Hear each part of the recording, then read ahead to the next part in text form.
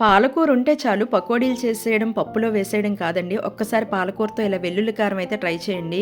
కూర నిజంగా చాలా బావుంటది. కొంచెం వేసుకుంటే చాలండి. అన్నం అంతా కలిసిపోతది. చాలా కమ్మగా ఉంటదండి తినడానికి. చేయడం కూడా చాలా సింపుల్. 3 అయితే ఉల్లిపాయలు తీసుకొని పెద్ద ముక్కలు కట్ చేసుకొని మిక్సీ జార్‌లో వేసుకోండి. అందులో అయితే 2 స్పూన్ల కారం, తగినంత ఉప్పు, కొంచెం పసుపు, ఒక 20 అయితే వెల్లుల్లి రెబ్బలు వేసి పేస్ట్ అయితే చేసుకోండి. మరీ మెత్తగా కాకుండా కొంచెం ఘాటుగా చేసుకోండి. స్టవ్ మీద పాన్ పెట్టుకొని 2 స్పూన్ల ఆయిల్ అయితే వేసుకొని జీలకర్ర, ఎండుమిర్చి వేయండి అంతే పోపు. ఇది కొంచెం వేగగానే మనం ఏదైతే మిక్సీ చేసామో ఆ పేస్ట్ అయితే వేసి ఒక 10 మినిట్స్ వరకు బాగా ఫ్రై చేయండి. పచ్చివాసన అస్సలు ఉండకూడదు, ఉంటే కూర బాగోదు.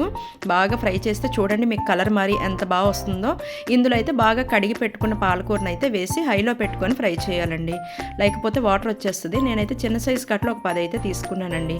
అంతే అండి. బాగా దగ్గరికి అయిపోయాక కొత్తిమీర వేసుకోవడమేనండి. ఆయిల్ ఇలా పైకి వచ్చేస్తుంది, కుక్ అయిపోయినట్టే. Thanks for watching.